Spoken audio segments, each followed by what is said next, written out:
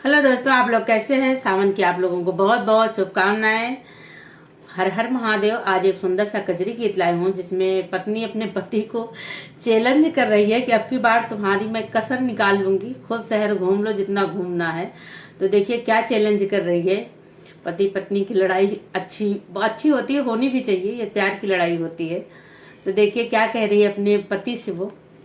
फुल watch करके सुनिएगा तभी आनंद आएगा कि लास्ट की लाइन में ही जवाब होता है। पहले तो सवाल होता है, जवाब तो लास्ट में होता है। तो अगर सवाल का जवाब सुनेंगे तभी फुल आनंद आएगा। तो आप लोग जरूर फुल वॉच करके सुनिएगा। कमेंट बॉक्स में भी बताइएगा कैसा लगा आप लोग को ये गीत। अब की बारे बाला भेई मनाओ तो के खूब रोवाई बना।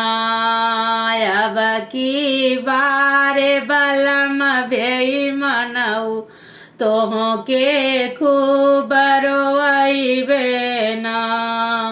हमारो ख्याल कबहू नहीं कैला।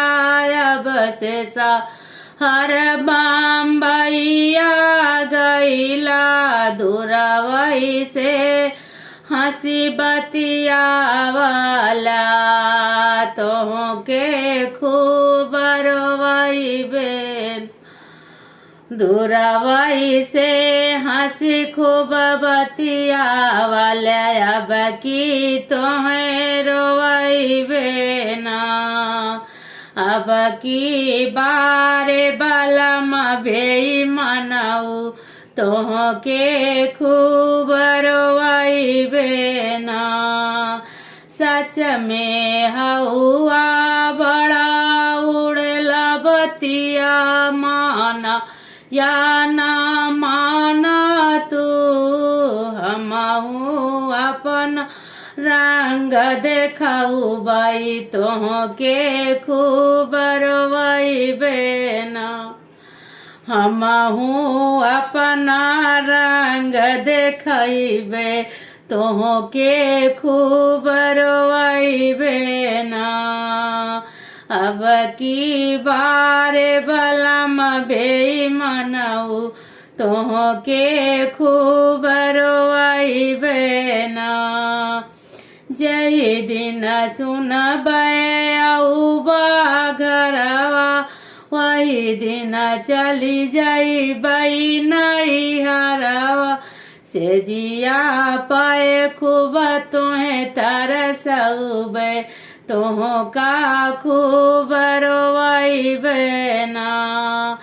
से जिया पे तुम्हें खूब तरसईबे तो का खूब रोइबे ना। बरस सावनवा माँ जब पनिया बरस सावन माँ जब पनिया सुसुक सुसुक दिन बीती है ना। पियावा कतहूँ नजर नयउबे तो का खूब रोइबे ना। तो पियावा कतहूँ नजर नयउबे तो का खूब रोइबे ना। अब की बारे बलम भेई मनाऊ तो के खूब रोइबे ना। पति पत्नी का सॉन्ग था, कैसा लगा अब